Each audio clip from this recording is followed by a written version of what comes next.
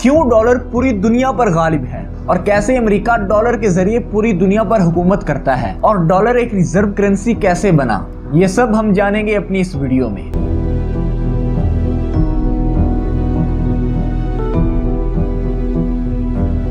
अस्सलाम वालेकुम दोस्तों, जब वर्ल्ड वार 2 खत्म हुई तो यूरोप और एशिया की इकोनॉमीज, इनकी सनतें तबाह हो चुकी थी और उस वक्त एक माली निज़ाम की बहुत ज़्यादा ज़रूरत थी जिसके ज़रिए तिजारत की जा सके।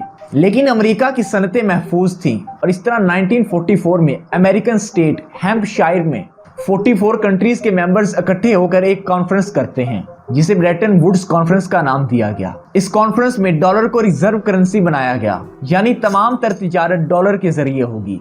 इस निज़ाम के तहत मुख्तलिफ ममालिक ने अपनी करेंसी को डॉलर के साथ मुंसलिक कर दिया और अमेरिका ने भी वादा किया कि वो डॉलर की कीमत सोने के साथ $35 फी उनस के हिसाब से करेगा।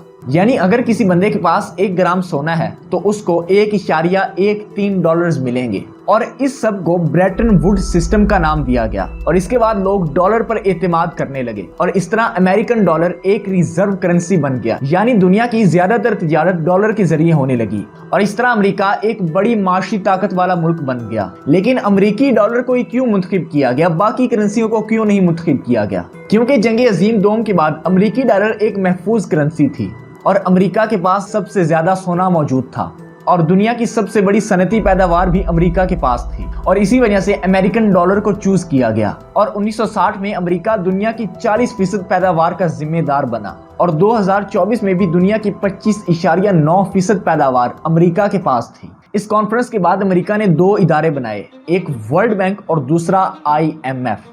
वर्ल्ड बैंक बनाने का मकसद ये था कि जो मुल्क मुतासिर हुए हैं जंग अजीम दोम से उनको कर्जे दिए जाएं और IMF इसलिए कि ममालिक के दरमियान तिजारत को बढ़ाने के लिए आर्जी तौर पर मुल्कों को कर्जे दिए जाएं। और इन 2 इदारों के जरिए अमेरिकी डॉलर ने खुद को और मजबूत बना लिया, क्योंकि जो इन इदारों के जरिए कर्जे दिए जाते थे उनका लेन देन भी अमेरिकी डॉलर के जरिए होता था। फिर 1970 में अमेरिका और सऊदी अरेबिया में एक मुआहिदा तय पाया और ये मुआहिदा तेल का था, यानी तेल की तिजारत अमेरिकी डॉलर के जरिए होगी और इस तरह दुनिया में तेल की कीमत डॉलर के जरिए तय होने लगी और इसको पेट्रो डॉलर सिस्टम भी कहा जाता है। यानी अगर किसी मुल्क ने तेल खरीदना है तो उसके पास अमेरिकी डॉलर होना चाहिए और इससे डॉलर की मांग और बढ़ गई और 1971 में अमेरिकन प्रेसिडेंट रिचर्ड निक्सन ने ब्रेटन वुड्स सिस्टम को खत्म कर दिया, यानी अब डॉलर की कीमत में सोने का अमल दखल नहीं रहा। रिचर्ड निक्सन का कहना था कि अमेरिका में डॉलर बढ़ रहा है और गोल्ड कम हो रहा है और इस तरह यह सिस्टम सिर्फ 27 साल ही चल सका। और इससे क्या फर्क पड़ना था, अमेरिका तो अपना गलबा जमा चुका था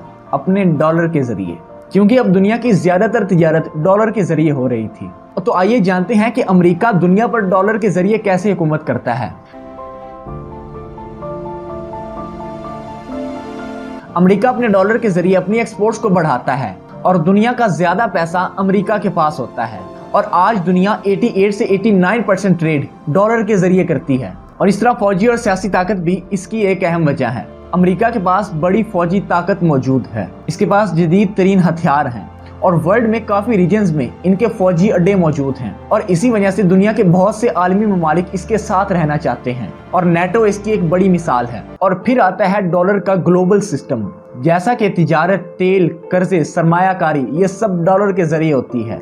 अगर डॉलर नहीं तो तिजारत मुश्किल है और डिजिटल करेंसी में भी, जैसा कि क्रिप्टो में, डॉलर का गलबा है और जो मुल्क अमेरिका की मर्जी के खिलाफ चलता है या जो इसको अच्छा नहीं लगता उन पर अमेरिका सैंक्शंस लगा देता है और इसकी बड़ी मिसाल ईरान है। और आज दुनिया के बहुत ही कम ममालिक हैं जो डॉलर के जरिए तिजारत नहीं करते। वो कहते हैं ना कि लम्हों ने गलतियां की तो सदियों ने सजा पाई। डॉलर पर रिलाय तो उस वक्त इस वजह से किया गया था ताकि एक महफूज प्लेटफॉर्म मिल सके, एक अच्छा मालियाती निज़ाम बन सके। इसके मद्दे मुकाबले में बहुत सी करेंसी आई लेकिन इसका मुकाबला नहीं कर सकी, जैसे कि चाइनीज़ युआन, जापानीज़ येन, यूरोपियन यूरो। लेकिन क्या ये करेंसीज आने वाले वक्त में डॉलर की ताकत कम कर सकेंगी? क्या उस वक्त डॉलर काबिल एतमाद था या बनाया गया? आप इस बारे में क्या ख्याल करते हैं? कमेंट बॉक्स में अपनी राय का इजहार लाजमी करें। उम्मीद करता हूँ आपको ये मेरी वीडियो पसंद आई होगी। इंशाल्लाह फिर मिलेंगे एक अच्छी नई वीडियो के साथ, तब तक के लिए वस्सलाम या हबीबी।